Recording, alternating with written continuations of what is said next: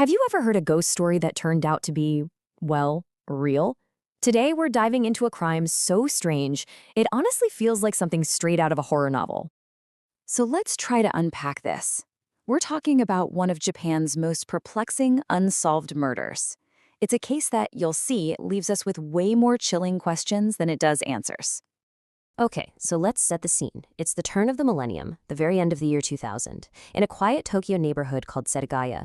This is where the Miyazawa family was about to become the center of a real-life nightmare. On the night of December 30th, an intruder found a way into the Miyazawa home, climbing in through a second-floor bathroom window. And what happened next was just pure brutality.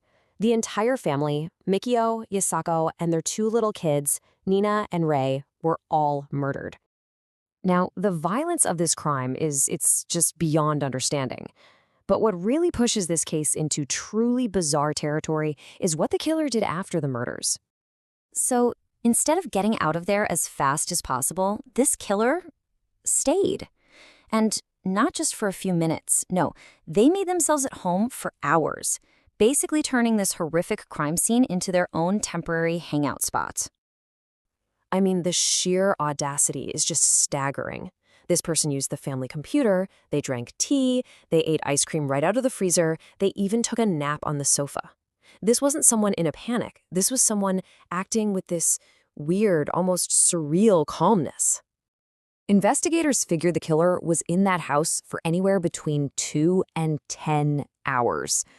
Just let that sink in. A murderer, surrounded by what they'd just done, just casually going about their business. So, as chilling as it is, this killer's leisurely stay gave police a literal mountain of evidence.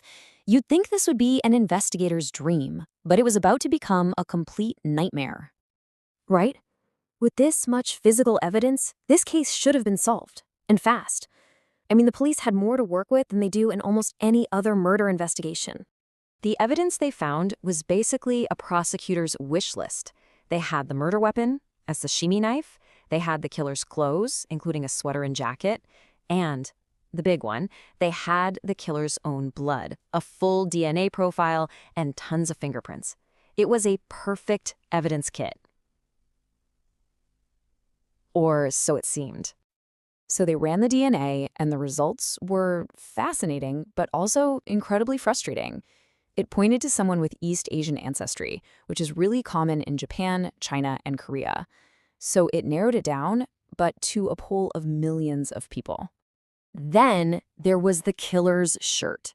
It was from a rare brand, and get this, only 130 of them were ever made and sold. That's so specific. You'd think that would crack the case wide open, but police tracked down as many owners as they could, and every single lead just fizzled out. And if you thought that was weird, wait till you hear this. Inside a hip bag the killer left behind, they found sand. And not just any sand. It was traced specifically to the desert near Edwards Air Force Base in Nevada in the U.S. All of a sudden, this case wasn't just local, it was international. So, you've got this pile of strange, totally contradictory evidence. You've got local DNA, you've got rare clothing, and you've got foreign sand. This has basically led to two main theories about who this killer could be.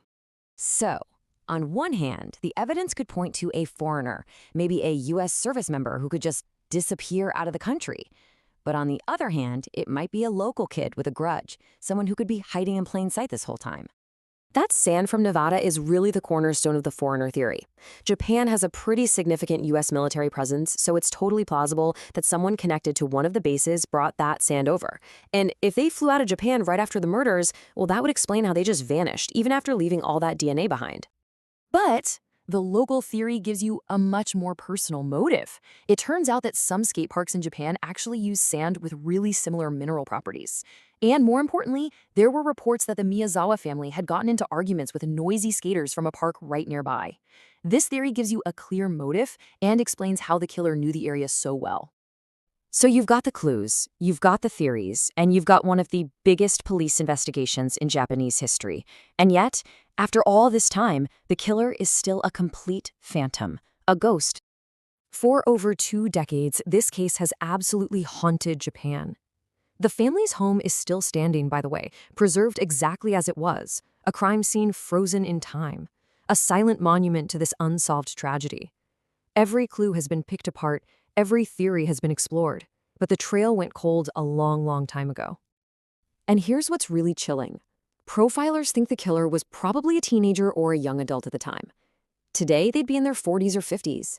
They could have a family, a job, just living a completely normal life, all while carrying this monstrous secret. This quote from an online discussion just hits the nail on the head. The killer was so reckless, it was almost like they were taunting the police. They left everything behind except their name and then just poof, vanished. It's the ultimate true crime paradox, isn't it? A case with everything you need for a conviction except for the one thing that matters, a name to attach to all that evidence. The question of who the ghost of Setagaya really is, well, it remains one of the most haunting and unanswered mysteries of our time. Thanks for watching this explainer. For more just like it, make sure you subscribe to the channel.